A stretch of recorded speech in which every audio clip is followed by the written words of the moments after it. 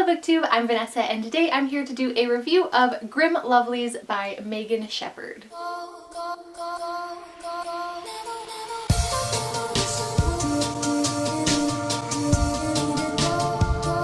Grim Lovelies is a YA fantasy book that came out in September. It is set in Paris and it deals with witchcraft and magic and spells and enchantments and all sorts of stuff like that. It follows a group of beasties who are animals that were turned human by a witch, and now they are in servitude to that witch who controls them because it was her spell that brought them to life. Until one night our main character Anouk finds that witch mysteriously murdered, which means that first of all they're free and they can do whatever they want, but since the witch who created them is dead, in 3 days' time the spell making them human will wear off and they will turn back into animals. So the book follows them trying to find a way to stay human. In this review, I'm not going to talk about anything that I consider spoilers. However, I know that everybody has kind of different thresholds about what they want to know or not know. So I would say if you're wanting to go into this book not knowing anything, definitely don't watch this video, because I will be talking about some events that happen within the plot, some tropes that are utilized that do kind of deal with the fate of a certain character, and just kind of general explanations of the magic system and some of the spells that we encounter and stuff like that. I won't be talking about the ending of the book, and I won't be talking about anything that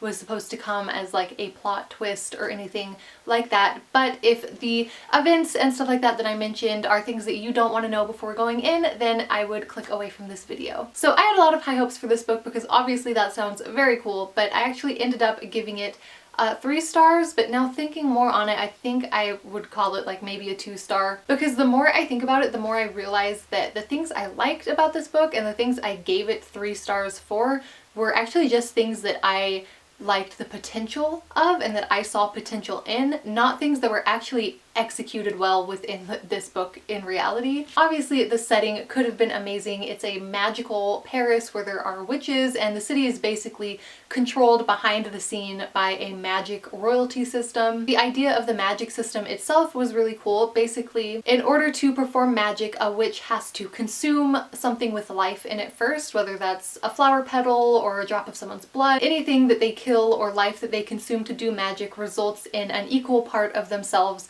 turning to stone. So I really like the idea of magic costing something and witches being bound to kind of like moral and ethical rules and limits to their magic. And I also really liked the idea of the main characters being beasties who they don't want to go back to being animals. They're human now and they love being human and they want to experience their lives and experience the world. All of those things could have made this book spectacular, but I feel like the execution of them was lacking and none of them turned out to their full potential like I wish they had. The setting was very lackluster for what it was. The characters themselves were kind of boring and I felt lacked motivation. There was a lot of really iffy representation and the plot itself was riddled with plot holes and inconsistencies and things that just didn't make sense. So unfortunately, things that could have been really cool ended up not being that cool. For example, the setting, like I said, we're in Paris, and not only Paris, but a Paris that has witches and magic and enchantments, and we really don't see any of it. It's like the opposite of Lord of the Rings writing. There is no description whatsoever.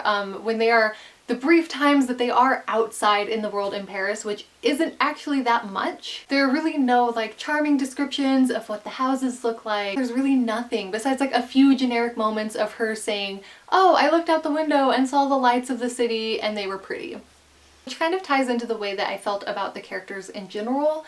For characters whose entire motivation for everything they're doing is that they want to stay human and they love life and they love living and they want to keep experiencing it, they didn't really seem like they actually liked anything. Like, I didn't really feel why they wanted to stay human so much, which is sad because that could have been such a beautiful and touching thing. Like a book about looking at every moment and every experience you have with the sense that you're lucky to have it. Like, that could have been such a touching thing, but there's nothing in this book that they enjoy or things that they're passionate about. Like I said, there's no descriptions of them in Paris like, wow, look at this city, look at how beautiful it is, look at this thing in front of me that I just want to have. Like, there's none of that. There's actually a part where they have to stop for gas somewhere and they eat at a cafe, but it's written like they only stop there because they absolutely have to. Like, if they didn't have to, they wouldn't have wanted to. Anouk doesn't even order anything, like she doesn't care. And this is supposed to be her first time ever outside of her house. Like, she was kept as a slave inside a house for so many years, and now she's finally out in Paris and she doesn't even want to eat something at a cafe. And I understand that their main focus is that they only have 3 days to find a way to stay human, so they are on a time crunch, they do have stuff to do. But I feel like if you knew that you possibly only had 3 days of life, and that life is supposedly something that you've dreamed about for years and wanted and are willing to do all sorts of extraordinary tasks for the opportunity of having, maybe you'd order a crepe. Like, I'm just saying, I don't know. I actually think the most interesting of them was Cricket, who is like a side character. She was the only one that was actually seemed like she embraced human life and actually like cared whether or not she would get to live as a human. I did not feel that motivation from them of like why they care about being human, because they don't. Like, throughout the whole book, there's nothing that they care about besides the spell itself. Like, I want to stay human just for the sake of staying human, basically. Like, honestly, the whole book, I was like, you might as well just go back to being animals who only care about surviving, because that's all you're doing anyways. Another thing that was kind of annoying about the characters was the representation that was put in here. The representation in this book really feels just like the author threw some stuff in there so that she wouldn't get yelled at for not having representation, and it's not done very well. There is a trans character. I don't want to say she's not important, because she does play like an important role to the plot, but she's not present, she's not active, she's not developed, she's not someone who has conversations or relationships with the main characters really. She's there for like maybe 5 pages. And then there is a gay character who we don't find out that he's gay until like probably this far into the book. Like, this is how much pages are left when you find out he's gay. And I know some people might consider this a spoiler, so I'm really sorry, but I don't think it's a spoiler. And I also think it's important to talk about, even if it is, because harmful representation is a thing that people need to know about before they go into a book. This book utilizes the bury your gays trope, which means that the gay character is killed off within like 20 pages of us even finding out that he's gay. And on top of the bury your gays trope, I don't know if this really has a name, but it's also that type of gay character where they're just so sad and they're just hopelessly devoted and in love with like a straight person who will never love them back, and their life is just full of sorrow and longing and misery. I did hear someone else mention that there was a POC character. I didn't even notice that. So if there is, I don't know where, and that's how small their POC-ness was in this book, so that's not great. And another thing that just really bugged me was the plot itself had so many inconsistencies and like plot holes, and it's just like little stuff, but it's stuff that bugs me. And I feel like if you're writing a book and you're gonna have a magic system and you're gonna have like a world building, you should probably put a little bit of thought into it. So basically, one of the things about witches and people that have magic is that they can't use technology, and this is made a point throughout the story. Like, for example, like a witch still can't use even like the oldest, most primitive mechanical gun in the world because it's too much technology for them. There's some kind of magic block there. According to the knowledge of people in this world that they have about beasties, beasties also cannot use technology in the same way. There's a part where a beastie is holding a gun and someone actually says to him, "I don't know why you picked that up. You can't even use it." However, that doesn't make sense, because throughout the story, one of the beastie's jobs that they do for his witch is that he's a driver. Like, he drives her car for her. Is a car not technology? And like at the palace, the royal palace where all the royal magic people live and where all the witches go for like official business, they get there by elevator. Is an elevator not technology? So that was kind of thoughtless. And another thing that I thought was pretty thoughtless was that there is, again, I think some people might consider this a spoiler. I don't consider it a spoiler because I feel like it's pretty obvious that at some point throughout the book something like that is going to happen, but if you don't want to hear it, I'm going to put my hand up, you can mute the video.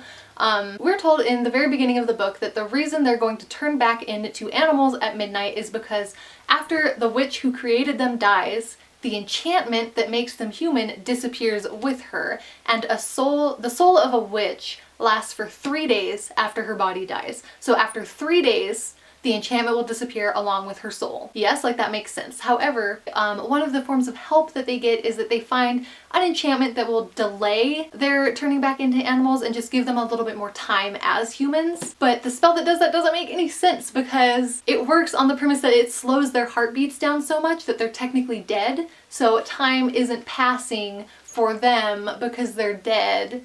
But that has nothing to do with time passing in the real world, meaning that the witch's soul is still gonna leave the earth and take the enchantment with it. It has nothing to do with the span of time regarding their particular lifespans. It has to do with the presence of the witch's soul in the world. So why would slowing their heartbeats down do anything to delay that? Like, that doesn't make sense. And yeah, that was my rant about a really big plot inconsistency. I just feel like that's a big part of this story. Like, the whole point of this story is trying to find a way to keep them human. So why would you not have the magic surrounding that event nailed down? You know what I mean? So yeah, that is pretty much why I was disappointed with this book. Like I said, it had so much potential. It had such a cool concept. It could have been amazing, but things just weren't executed well. The plot was messy and inconsistent. The characters were boring. They didn't really have the motivation that I needed to be invested in their lives. The representation was super afterthoughty and weird. And the setting of magical Paris just somehow managed to fall flat. Like, how is magical Paris lackluster? I don't know. So that is basically it for this video. I hope that you guys enjoyed it. I know that reviews for specific books are something that I've kind of been neglecting doing on my channel for a long time now, and I'm gonna try to get into the hang of doing them more often and reviewing books individually rather than just going through them in my wrap-ups. Yeah, I hope that this review was helpful to some of you, or that you just enjoyed the video. If you did, go ahead and give it a little thumbs up, because that really helps me. And if you're not already subscribed to my channel, you could do that too if you wanted to. I make new videos every Monday and Thursday talking about books. And let me know in the comments if you have read this book, how you felt about it. Did any of these things bother you while you were reading, or were you cool with them? Like, did you like the book more? I would love to hear from you, and I hope that I get to talk to you soon. Bye!